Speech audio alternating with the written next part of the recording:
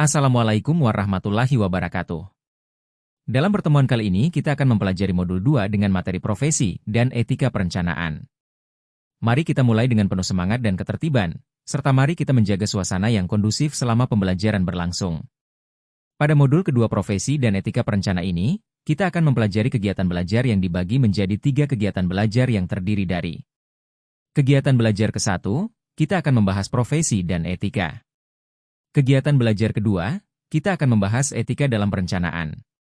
Dan kegiatan belajar ketiga, kita membahas tentang perencanaan bebas nilai dan perencanaan nilai bebas. Kegiatan belajar ke-1. Profesi dan etika. Poin A yaitu profesi.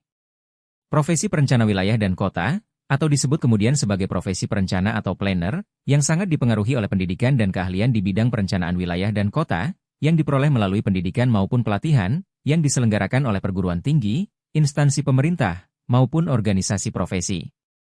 Profesi dalam artian luas adalah pekerjaan yang dilakukan sebagai kegiatan pokok untuk menghasilkan nafkah hidup dan yang mengandalkan suatu keahlian dengan landasan moral yang religius. George, 2003.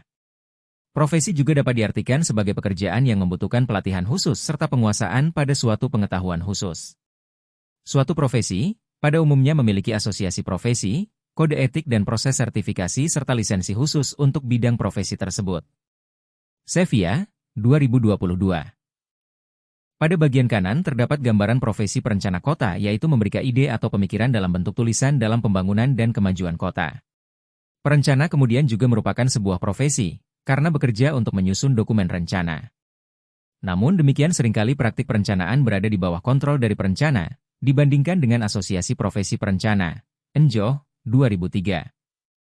Alhasil, perencana menjadi profesi yang sangat rentan karena bisa diintervensi oleh elit politik hingga menimbulkan kekacauan dan kerusakan kota. Kobinah Darkwah, 2017. Profesi perencana memang memainkan peranan yang penting dalam perkembangan suatu kota dan wilayah. Perencana bekerja dalam merencanakan dan mendesain kota atau wilayah, termasuk lingkungan bermukim, area publik, kebutuhan akan sekolah dan fasilitas pendidikan, kawasan industri, taman, infrastruktur, sarana dan prasaran, maupun hal-hal lain yang ada di kota. Profesi perencana juga sejatinya selalu berorientasi pada kepentingan umum.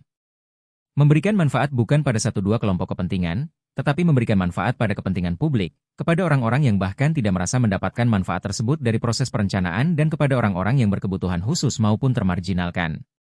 Etika berasal dari bahasa Yunani ethos, kata tunggal, yang berarti tempat tinggal, kebiasaan, adat, watak, sikap, cara berpikir.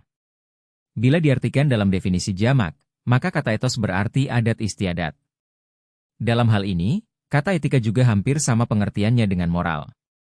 Moral berasal dari kata Latin, mos, bentuk tunggal, atau mores, bentuk jamak, yang berarti adat istiadat, kebiasaan, kelakukan, watak, tabiat, akhlak, cara hidup.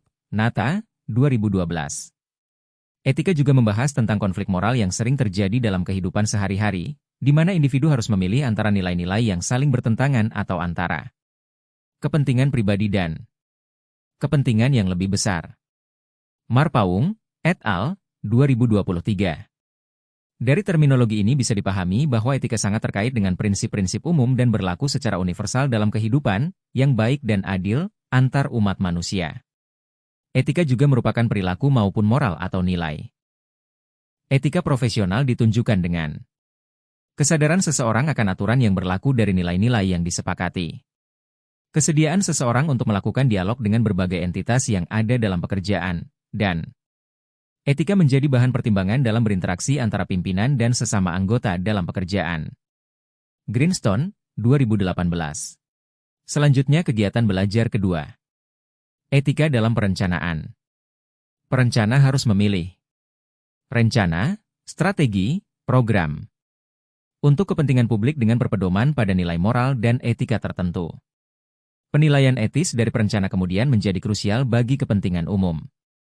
Penilaian etis dalam perencanaan bisa diketahui dari berbagai pendekatan etis, seperti virtu etik, utilitarianisme, deontological etik, dan hedonistik etik yang berasal dari filiofis moral.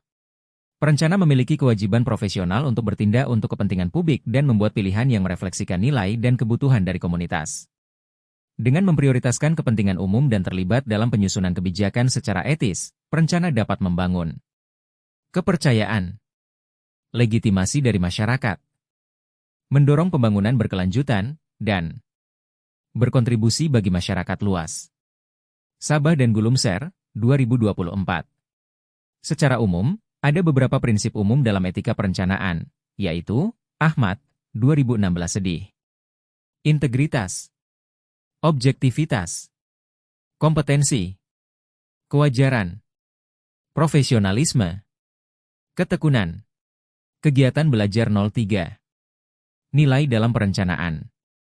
Para pemikir banyak juga bersikeras bahwa perencanaan itu penuh dengan etika, mengedepankan nilai, dan aktivitas emosional. Campbell, 2012. Melalui cara pandang ini, pertimbangan atau keputusan dari perencana tidak didasarkan pada keahlian atau rasionalitas yang tidak dapat disangkal, melainkan pada nilai-nilai. Lebih cukup, lebih adil, lebih setara, Campbell dan Marshall, 2006. Poin A. Perencanaan bebas nilai. Perencanaan bebas nilai mengedepankan objektivitas. Namun demikian, pada perencanaan bebas nilai, objektivitas ini juga terancam oleh nilai-nilai yang kontekstual. Perencanaan berbasis nilai memiliki beberapa karakteristik. 1. Ketidakberpihakan. 2. Netralitas. 3. Otonomi. Selanjutnya poin B. Perencanaan nilai bebas. Berbanding terbalik dengan perencanaan bebas nilai yang melihat kontekstual adalah ancaman bagi objektivitas. Perencanaan syarat nilai justru melihat nilai-nilai kontekstual memainkan peran dalam proses perencanaan atau nilai-nilai kontekstual ini seperti nilai-nilai personal, sosial, politik, budaya, keadilan, kesetaraan, keragaman, dan konservasi pada lingkungan alam.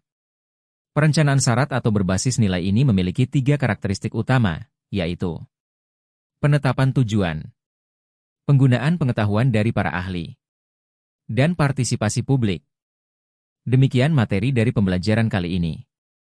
Setelah mempelajari modul ini, diharapkan mahasiswa mampu mengerti definisi dari profesi perencana, sehingga dapat dengan mudah memahami terminologi suatu profesi perencana dalam praktik perencana dalam menjalankan profesinya. Selain itu, dalam mempelajari perlu dibaca dan dipahami sebaik mungkin secara runut dari kegiatan belajar 1 hingga seterusnya dan juga harus menyelesaikan latihan dan tes formatif yang disajikan. Agar mahasiswa dapat memahami tujuan dari penjelasan setiap kegiatan belajar. Sekian dan terima kasih. Wassalamualaikum warahmatullahi wabarakatuh.